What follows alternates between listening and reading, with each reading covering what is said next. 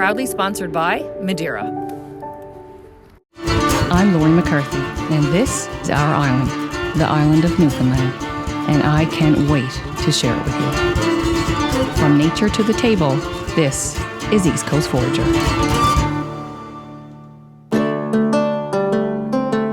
The Barrens in Newfoundland are so spectacular, and they're home to all kinds of different plants and herbs. I have a little hut just past here where I'll be cooking up some ptarmigan and vegetables that I brought with me. And like always, you have to keep your eyes open along the way because you never know what we could find to add to our dish. And just like that, we found some cranberries tucked in the grass. Now we're in the spring of the year, so these are last year's cranberries, but they're even more delicious. These will add a great tart flavor to our dish. We just have to resist eating them all along the way. This time of year, you feel like there's so much still to come in season, but yet there's so many flavors that still exist all around us. Sweet gale. The buds are interesting because they create a sweet smell, but not a sweet taste. They're wonderful because you can pick them all winter long and they have a variety of uses. Sometimes I'll put them in a stock or use them in a soup piece, or I'll dry them and salt them. You never know what you'll come across or what flavors you'll find along the way, but that's all part of the adventure.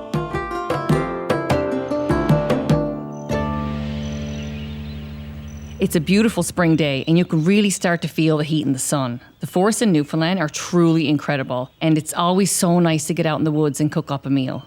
I brought some ptarmigan breasts with me today, and some roasted vegetables and a few raw ones that I can all roast over the fire. I haven't been up this way in a while, so as soon as I can find that hut, I'm going to get a fire going and cook up a little meal. Sometimes foraging is about going out and looking for a particular thing to add to a dish. But more often than not, you're just getting out there and you're just learning all about the land beneath your feet. The more you're out there, the more you'll learn to recognize the plants. Once you learn what to look for, you'll start to wonder what can be done with them and how you can use them differently. And once that happens, you'll start to look at everything around you in a completely different way. Sometimes I'll come across something and say, gosh, maybe I could do this with this plant, or maybe I could do that instead. So for the most part, you won't know what you can do with these ingredients until you try them. Just like the snowberry plant, while these berries don't actually come out until late June or even July, I've discovered that if you harvest the leaves and poach them in milk, there's actually an incredible scent that comes from them. Here we are, our little log shack in the woods. It's in rough shape after a long winter, but it's a great spot to cook up a meal or just sit with a cup of tea. If you ever, out in the woods lighting fires, light them close to the river. Up here where we are, we usually just leave a couple of big buckets out and catch the rainwater so that when we come into the woods, there's always rainwater on standby, of course, right? So I just got some carrots here, just sliced really thin so they cook quickly. I am gonna put in just a little bit of butter. And this is some fiddleheads. So the fiddleheads are just about to peek up from the ground again. So I thought this was a great idea to take the last of my fiddleheads out of the freezer and use them up from last year. The butter is all salted, so I got a little bit of salt on them already. So these are great, quick little packs to take off, when you go off for the day. Watch that pan, I don't want it to get too hot. And then the carrots will just go on the heat. And now in here, I already pre-cooked off some parsnips. Anyway, so along the way, we picked up some sweet gale. And so I love these sweet gale buds for flavor this time of year. And I also managed to pick some marshberries. And so we're gonna add those to the dish a little bit later, but right now, I'm going to pick off some of these sweet gale buds. So just a little grind on them. Didn't have to be so stingy, I could have picked a few more. Now let's have a look at this ptarmigan. This is just one ptarmigan breast. So I just got a little bit of oil in there. This is just the canola oil, and I always put it in before I put the butter in. Butter is kind of the flavor, and the oil keeps the butter from burning. Now a little knob of butter.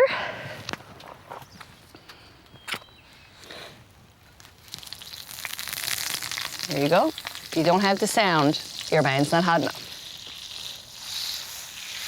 Now I just ground up some sweet gale buds, but something, I actually brought in some sweet gale leaves. And so these are leaves from last fall that I picked. But the sweet gale leaves, ooh.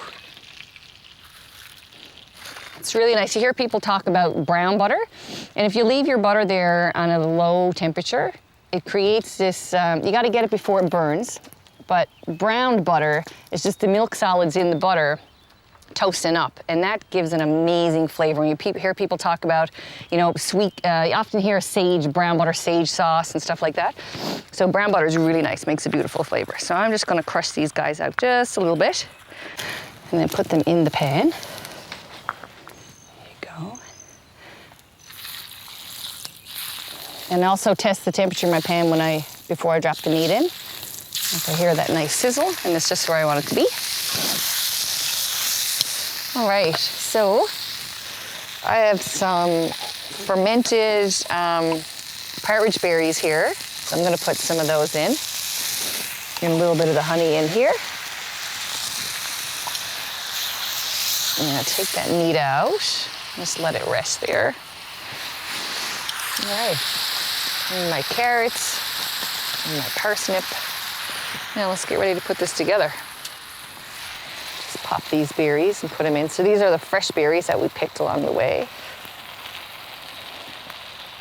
And put them in because they got a gorgeous, they have a gorgeous acidity to them for sure. Yeah. Oh, nice, nice, nice.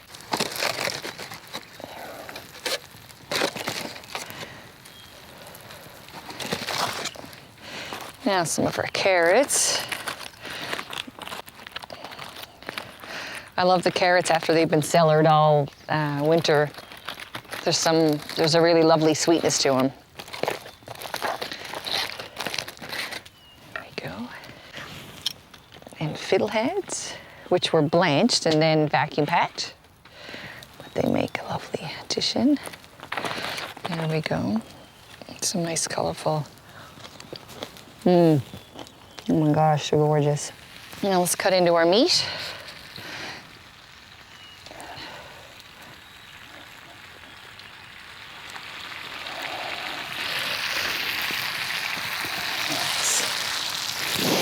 And now we're just gonna drizzle this over it, mostly on the meat and the berries.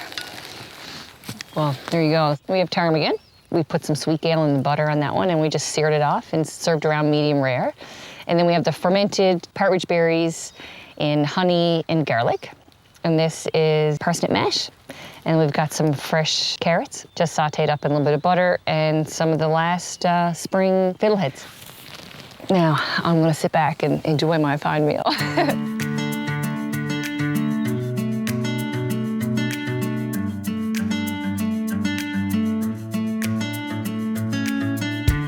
There's something so nice about the partridge berries. Got a real tang to them. And then the honey got a real sweet. The sweet gale and the butter. And the game, you know, people talk about wild game being strong, right? And I suppose it's all what you grew up on, right? And this is pretty familiar meat to me.